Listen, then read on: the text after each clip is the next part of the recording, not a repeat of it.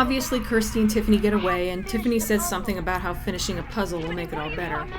Back in the labyrinth, Tiffany retrieves the puzzle box. What does it do? Oh my god. Okay, what I think is going on here is when Pinhead rearranged the puzzle box so that Kirsty couldn't solve it, it caused the gates of hell to stay open until it could be changed back, and Tiffany is the only one good enough at puzzles to pull it off. But of course, Channard Cenobite has to come and screw everything up. He's why we can't have nice things.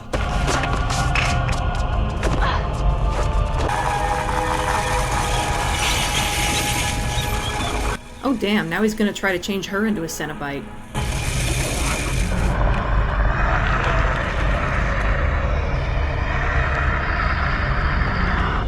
We knew you would come back.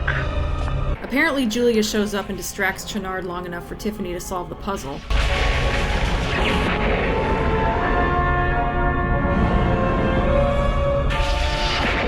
But he catches on and tries to get Tiffany, but his tentacles get stuck in the ground and, well, he's got that thing grabbing onto his head from above and...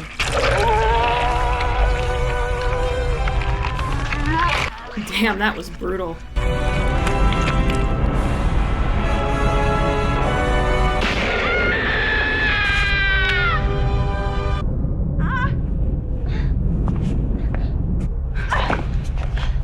Okay, that wasn't Julia, but Kirsty. Remember what I said in the previous video about how Kirsty will go to insane lengths to survive? Well, she just wore someone else's skin and tongue-kissed a Cenobite. There you go. It's actually not the worst thing she's ever going to do, believe it or not. Again, you'll find out when I get there. So all the changes Tiffany just made to the puzzle box are now being made to Leviathan. I'm not sure how that works or why, but it looks awesome.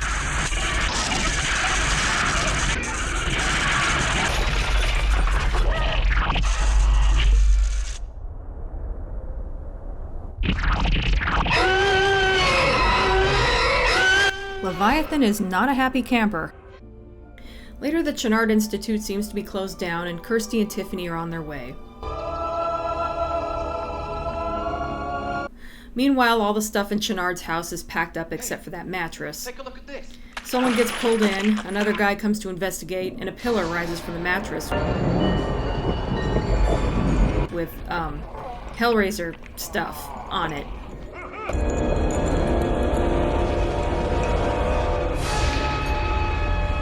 What is your pleasure, sir? The end? Okay, before I move on to the next segment, I feel the need to explain what the hell happened here. The real reason the Cenobites got dwarfed is because Julia was supposed to become the big bad of this series, and killing off the Cenobites was to make way for that. Those are clearly her arms coming out of the bed as if she's feeding on this guy and being reborn again just as she was earlier. Well, what was supposed to happen was that Julia was to raise up from the mattress wearing a dress like the one she got from Channard, only black, and basically indicates that she's the Queen of Hell. They had started working on Hellraiser II before the first one had even come out, and they were unaware of how popular of a character Pinhead had become among the fans. When word got back to them on it during mid-filming, they decided to make the ending more ambiguous so it would be easier to bring back Pinhead in the next film. Okay, the end! So that was Hellbound, Hellraiser 2. It's not technically as good as the first movie, but it is so much fun. Some of the way the story plays out is a bit clunky, mostly due to last-minute changes to the script, but I feel that it more than makes up for it by how much it expands on this vast universe. The first movie was kind of on a smaller scale. It took place mostly in one house, and it was very focused on its characters and had some brilliant symbolism. The sequel started on a relatively small scale, but once the gate to hell is open, it's almost literally like Pandora's box. Rather than having Cenobites come and go and that's it, we follow them back into their world, and it is huge and fantastic. I love that there's a god in the middle who is essentially a huge geometric shape that shoots beams of black light. It's both simple and complex somehow. The movie feels a little more like mainstream horror in that it has bigger budget and we get a wisecracking villain and there isn't as much in the way of symbolism, but I feel that for the most part it still retains the heart of the first movie. No pun intended. It's a bit like what Aliens was to Alien, generally more straightforward, a bit more mainstream, maybe not as good story and character-wise, but a lot bigger and a lot more fun. Even the soundtrack is more epic. And it's hard picking a favorite between the two because, as different as the sequel is to the original, they really complement each other.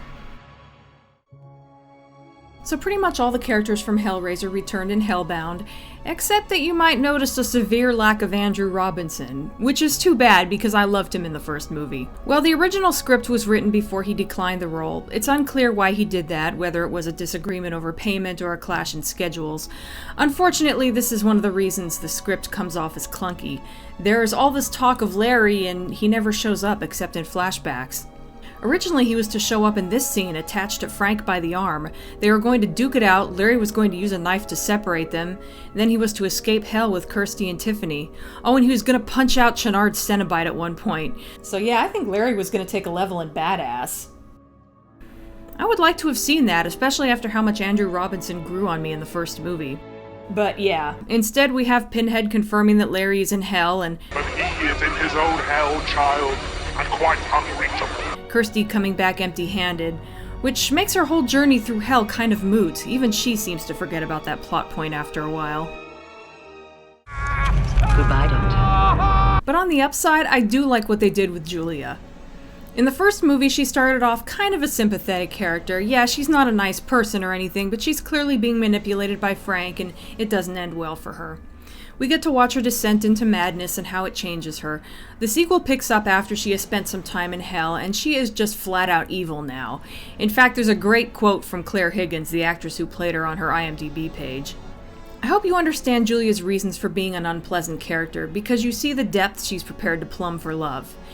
She's a great deal nastier this time, and if anybody sympathizes with her, I'm doing something wrong. I really want everybody to hate me. Also, another reason for redoing the ending of Hellbound was because Claire Higgins was ready to move on from horror movies after this one and didn't want to be in any more sequels.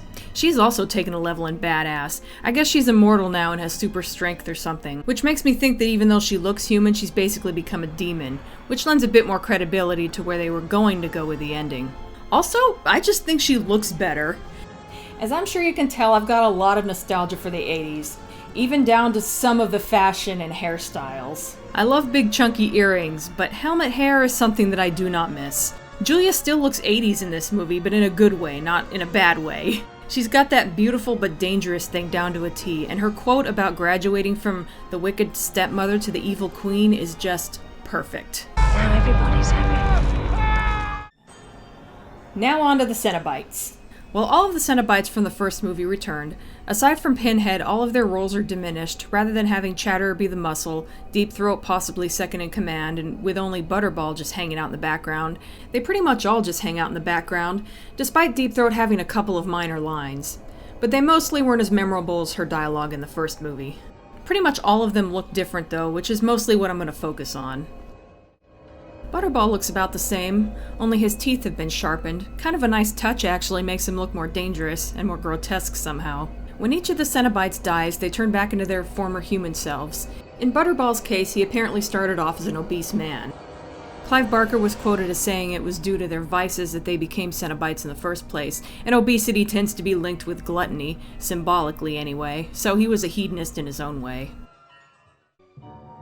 Chatterer? Wow, I'm sorry, but he looked so much better in the first movie.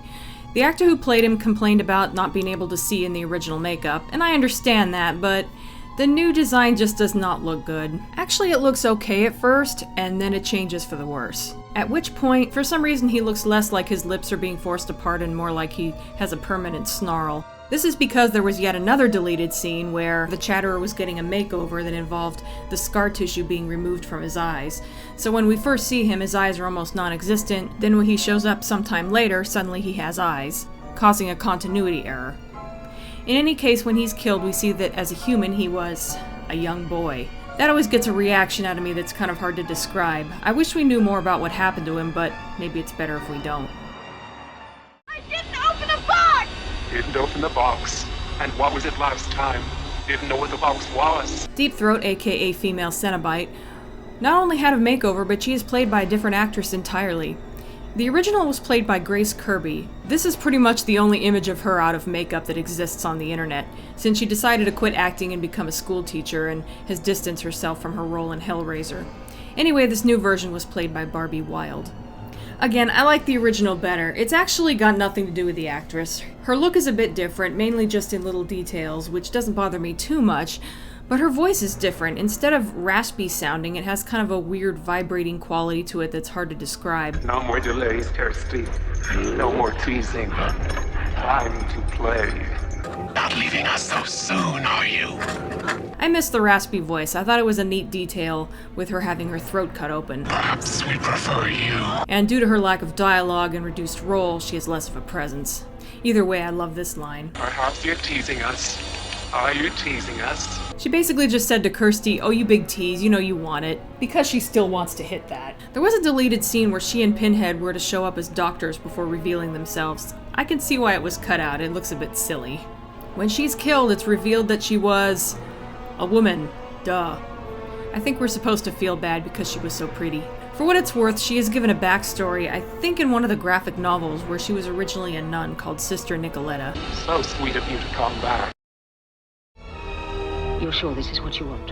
It's what I've always wanted. I have to see. I have to know. I will talk about Channard Cenobite, of course, but I want to talk about Dr. Channard first. He is the sort of doctor who makes people afraid to see a doctor. Despite being a good doctor in the sense of knowing his way around human anatomy, he's rather cold at first. He treats this woman like a practice dummy. I'm sure he isn't harming her, but I'm sure that having any kind of surgery performed on you, especially while you're awake, is scary as hell. And normally a doctor will talk to the patient and make sure they aren't too stressed out or afraid. I mean, I've had dentists do that while fixing a cavity. I think it's very telling that one of the first things we see when Leviathan shines the black light on him is a boy dissecting an animal. With how much blood there is, I'm gonna guess that it was alive during part of it. Kids who do stuff like that usually grow up to be serial killers. I think he became a doctor not to help people, but so he could dissect them. It also could be that he also likes puzzles and he sees his patients as big puzzles that he can solve. So yeah, his dark side is not hard to see in his becoming obsessed with some hell dimension that he read about, especially one that contains a labyrinth, which is, again, kind of like a puzzle, is not much of a stretch. Of course he ends up over his head, but he realizes it too late. We actually get to witness his becoming a Cenobite, so there isn't much about Channard Cenobite's general appearance that really needs to be pointed out. At one point early on, he pulls a neat trick where snake-like tentacles come out of his hands and form various objects. This is obviously stop-motion animation, and I'm sure it looks cheesy to people, but I kind of have a soft spot for this effect. When it's done reasonably well, it still has kind of a jerky quality to it, which has kind of an uncanny valley effect to me. It looks just unrealistic enough that it's unsettling. It's actually one of the reasons I really enjoy the original Clash of the Titans, and why the monsters in that movie freaked me out so badly when I was a kid. The doctor. Is he? Oh, and there's also the puns. I'm taking over this operation. Which is something I've heard fans complain about. What was today's agenda? Ah, yes. Evisceration. I know this kind of thing was overused by Freddy and similar villains in the 80s, but I think if the villain is threatening enough, it can work, and I feel that Channard Cenobite has the chops to pull it off.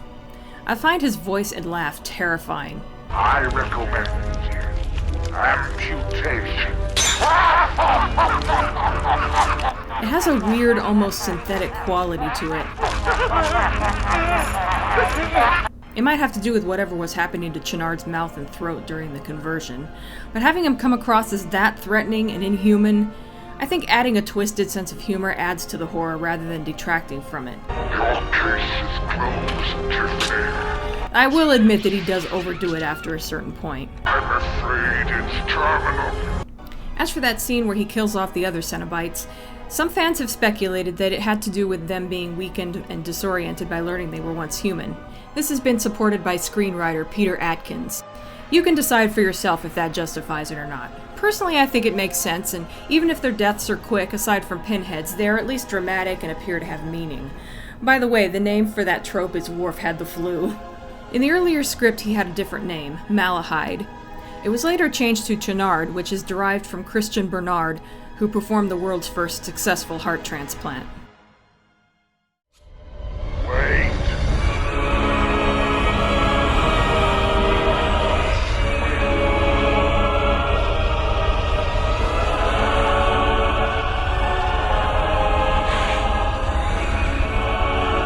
Pinhead! appearance didn't change much in any way that I've noticed. Character-wise, he emotes more. Maybe it borders on too much. I've come for my father! He does seem a little too happy and smug when he meets Kirsty. Oh, Kirsty.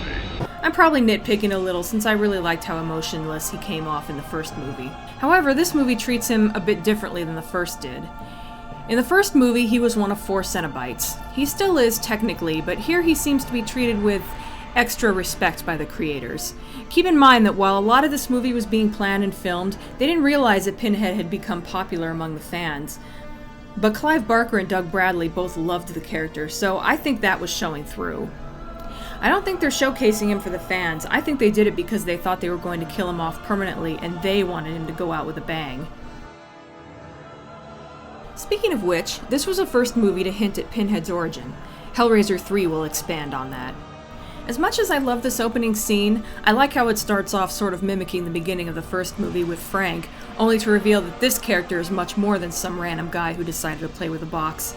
I wonder if maybe they should have left it out. What if we discovered who this guy was at the same time Kirsty did?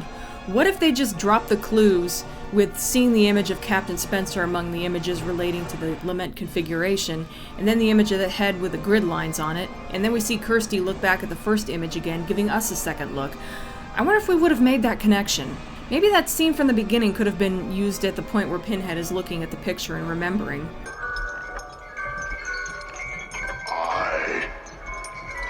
Remember. I'm not necessarily saying that would have been a better way to handle it, just throwing it out there as a possible alternate way of telling that story. Speaking of that scene, I love that once Pinhead is turned human, he doesn't speak, yet he's able to convey a lot. That look he exchanges with Kirsty, even though the script doesn't make it totally clear what it's supposed to mean, other than it's clearly a clue for her and Tiffany to get away, I like to think of it as, humans, unite! And here's something I never really caught before this time. He picks up his weapon. I think even he knows he's not going to get to use it. He knows he's gonna die, but by God, he is going to die with a weapon in his hand. Worf would approve.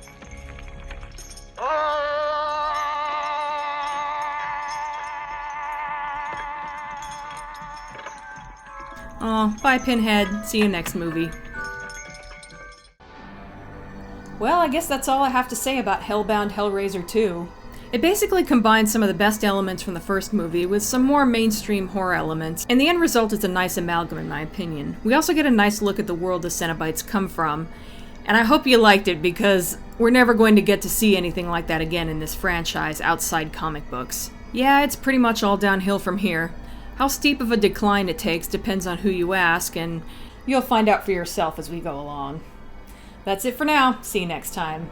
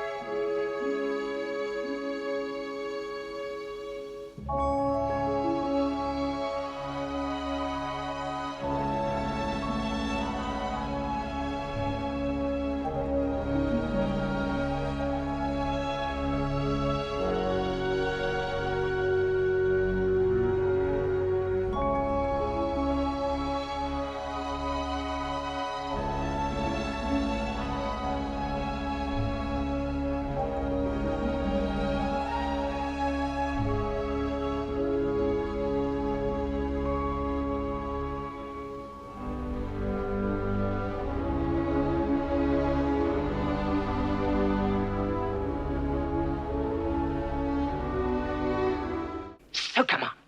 No! Take your best shot, Snow White.